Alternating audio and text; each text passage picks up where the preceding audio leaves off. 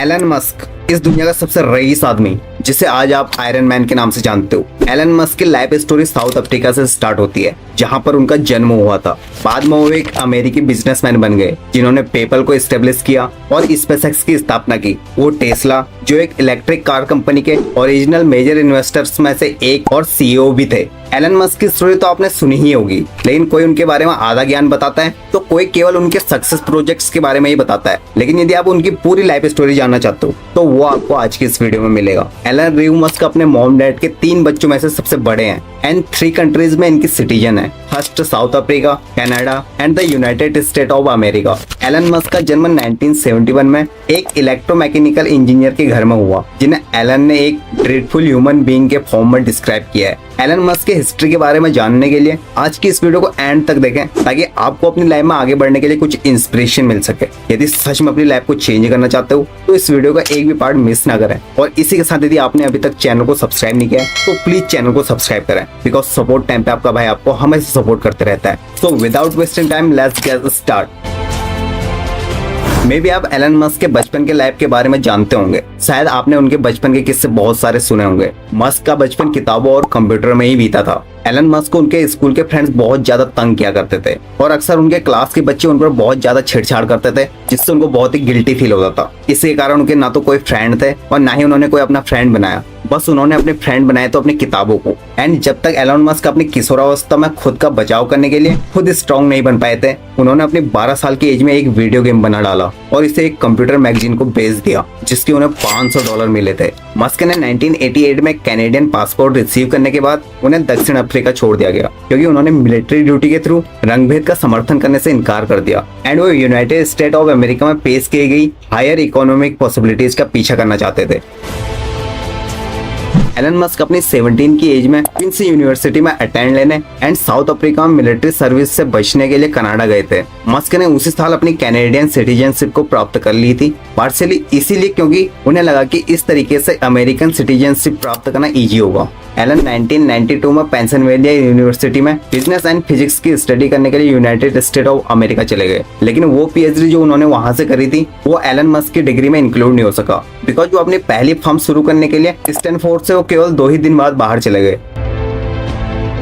In the summer of 1995, Musk relocated to Silicon Valley. हाँ, Musk Silicon Valley में स्थानांतरित हो गया। उन्होंने स्टैनफोर्ड यूनिवर्सिटी के अप्लाइड फिजिक्स में पीएचडी प्रोग्राम में इनरोल्ड किया, लेकिन केवल 2 ही दिन बाद वो बाहर हो गए। उनके छोटे भाई किम्बल मस्क ने हाल ही में क्वींस यूनिवर्सिटी से बिजनेस की डिग्री ली थी। किम्बल मस्क ने उसमें ग्रेजुएशन किया था और उसके साथ जुड़ने के लिए कैलिफोर्निया का ट्रैवल भी किया था। जैसे जैसे इनिशियल इंटरनेट की पॉपुलैरिटी बढ़ी, दोनों भाइयों ने जिप्ट नामक एक कंपनी डेवलप करने का फैसला किया, जो मैप के साथ एक इंटरनेट बिजनेस डायरेक्टरी थी। इस तरह से एलन मस्क ने बिजनेस की दुनिया में एंट्री ली। इवेंचुअली जिप्ट ने एंजल इन्वेस्टर्स की भर्ती की और दोनों भाइयों के एफर्ट्स की बदौलत एक प्रॉफिटेबल फर्म बन गई। जिप्ट को उन दोनों भाइयों ने 1999 में कॉम्पैक्ट को 307 मिलियन में बेच दिया। इसके बाद एलन ने अपनी खुद की एक ऑनलाइन फाइनेंशियल सर्विस कंपनी खोली, जिसे X.com के नाम से जाना गया। पीटर थियल एंड 2 अन्य लोगों द्वारा X.com के कुछ ही महीने बाद बनाई गई कंपनी कॉम्फिनिटी, जिसका हेडक्वार्टर उसी बिल्डिंग में था, जो कि इसकी ही मेन कॉम्पिटिटर थी।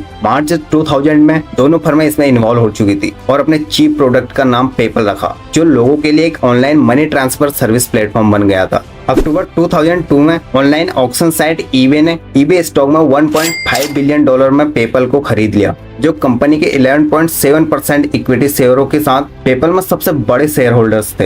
एलन मस्क ने 31 की एज में ईबे स्टॉक में $165 मिलियन के साथ खुद को पाया। पेपल छोड़ने के बाद से उन्होंने ह्यूमैनिटी के लॉन्ग टर्म सर्वाइवल अस्तित्व के लिए उन्होंने 3 अलग अलग एग्जिस्टेंशियल रिस्क को संबोधित करने पर ध्यान केंद्रित करने वाली कंपनियों को स्टैब्लिश किया। इनमें से 2 कंपनियां स्पेसएक्स और टेस्ला मोटर्स को बनाने के लिए उन्होंने अपनी पूरी स्टार्टिंग एसेट्स को रिस्क में डाल दिया। मस्क ने 2004 में टेस्ला मोटर्स को संचालित करने में मदद करने के लिए इंजीनियर मार्टिन एबरहार्ड और मार्क टार्पेनिंग के साथ मिलकर काम किया, जहां उन्होंने दुनिया के सबसे पहले इलेक्ट्रिक वाहन टेस्ला रोडस्टर डेवलपमेंट में इंपॉर्टेंट रोल किया। 2017 में कई कंट्रोवर्सीज के कारण एबरहार्ड को कंपनी से निकाल दिया गया एंड उसके बाद मस्क ने सीईओ एंड प्रोडक्ट आर्किटेक्ट का पद संभाला। उनके लीडरशिप में टेस्ला दुनिया ने सबसे पॉपुलर एंड डिजायरेबल व्हीकल ब्रांडों में से एक बना दिया। एलन मस्क की स्पेसएक्स ने रॉकेट बनाने और मिलिट्री मिशंस को अंजाम देने के लिए नासा और अमेरिका वायुसेना के साथ कई हाई प्रोफाइल प्रोफाइल कॉन्ट्रैक्ट्स पर सिग्नेचर किए गए। मस्क हमेशा से वेरियस स्पेसेस टेक्नोलॉजीज के सपोर्टर रहे हैं,